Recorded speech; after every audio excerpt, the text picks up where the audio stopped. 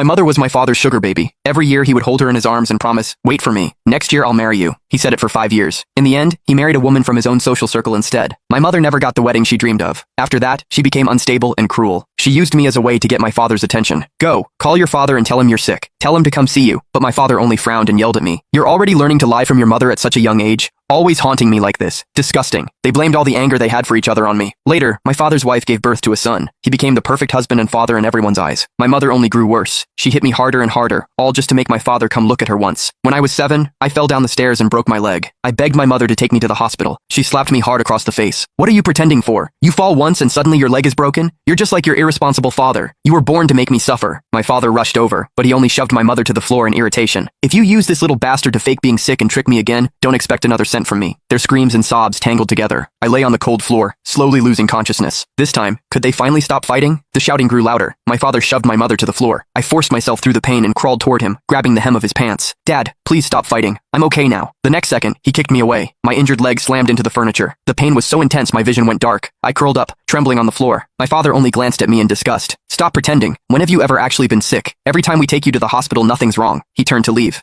My mother grabbed him with both hands. "What is that supposed to mean? He's your son too. You're really going to walk away and leave him?" My father yanked himself free. "You've taught this kid to do nothing but lie. He's exactly like you. Disgusting." My mother froze, a wild look flickering in her eyes. "Exactly like me? Weren't you the one who lied first? You kept saying you were going to marry me. If you hadn't promised me that, I never would have given birth to this child. Since you don't care about him, I won't either." My father shook his head indifferently. "Fine by me. I don't want him anyway." My heart clenched. Dragging my leg, I crawled back to him. "Dad, please want me. I'll be good. I don't eat much. I won't cause any trouble." For once, my father looked down at me. Maybe I looked too pitiful, or too much like him. For a moment, a trace of pity flickered in his eyes. He rubbed my head. "Don't learn from your mother anymore, but I have to go home and cook something nice for your little brother today. I can't stay with you." Before I could speak, he left. My mother collapsed on the floor, sobbing. When she finally stood up, she looked at me once, and walked away without hesitation. "Since even you can't make your father stay, you're useless to me too," she muttered. My instinct to survive made me want to grab her, but seeing her walk away without looking back, I lowered my hand in despair. The pain in my leg grew worse, tears streaming down my face, blurring my mind until I lost consciousness. "It hurt so much, Dad. I really wasn't lying to you." Slowly, the pain vanished. I tried to move my leg. To my shock, it actually moved.